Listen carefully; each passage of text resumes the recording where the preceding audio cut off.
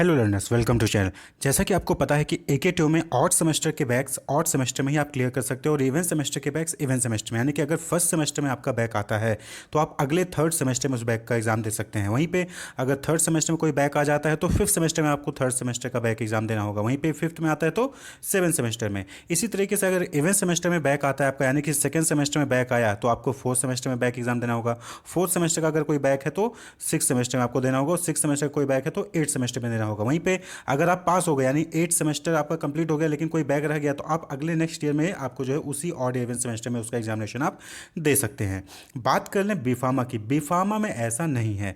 जहां AK2 में बाकी सभी कोर्सेज में ऑड का ऑड में, इवन का इवन में, लेकिन बीफार्मा कोर्स में NPTY और NPFY रूल चलता है, यानी कि not promoted to third year और not promoted to fourth year. यानी कि वहां पे अगर आप फर्स्ट ईयर यानी बीफार्मा के हैं और आपने फर्स्ट ईयर एग्जामिनेशन पूरा सभी सब्जेक्ट पास नहीं किए तो आप थर्ड ईयर में प्रमोट नहीं होंगे, यानी थर्ड ईयर में आप नहीं जा पाएंगे। इसी तरीके से अगर आपने सेकंड ईयर के सभी सब्जेक्ट्स पास नहीं किए तो फिर आप फोर्थ ईयर में प्रमोट नहीं होंगे, फोर्थ ईयर में नहीं जा पाएंगे। तो इस वजह से, इस रूल की वजह से, जो NPTY और NPFY रूल है PCI का, इसकी वजह से बीफार्मा में उनको जो है एक्स्ट्रा चांस मिलता है। यानी कि अगर बीफार्मा में फर्स्ट सेमेस्टर में आपका कोई बैक आ गया तो आप उसका एग्जाम अगले थर्ड सेमेस्टर में नहीं बल्कि सेकंड सेमेस्टर में ही दे सकते हैं।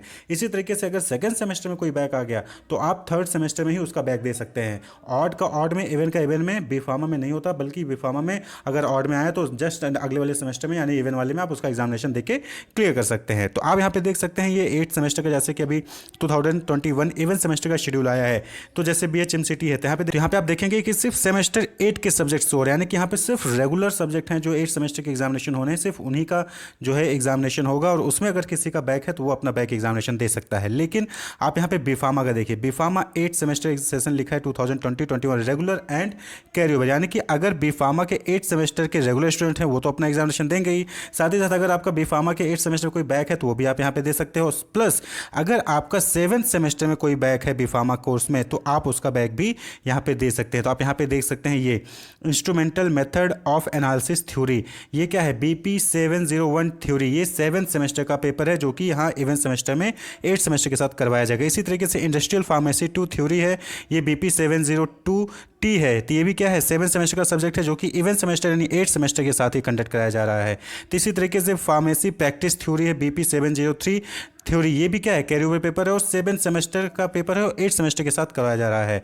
और यहाँ पे देखेंगे नोवेल ड्रग डिलीवरी सिस्टम यानी NDDS थ्योरी BP 704T, ये भी क्या है, 7th सेमेस्टर का और 8 सेमेस्टर के साथ करवाया जाता है। यानी कि बीफार्मा में आप जो है इवन के साथ ऑड का और ऑड के साथ इवन सब्जेक्ट का एग्जामिनेशन दे सकते हैं, क्योंकि यहाँ पे NPTY और NPFY रूल चलता है, इसलिए उनको एक्स्ट्रा चांस मिलता है।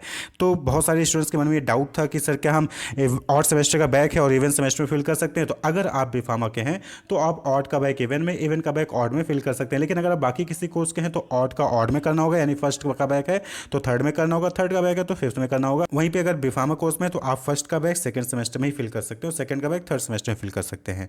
तो होप आपके डाउट क्लियर होंगे।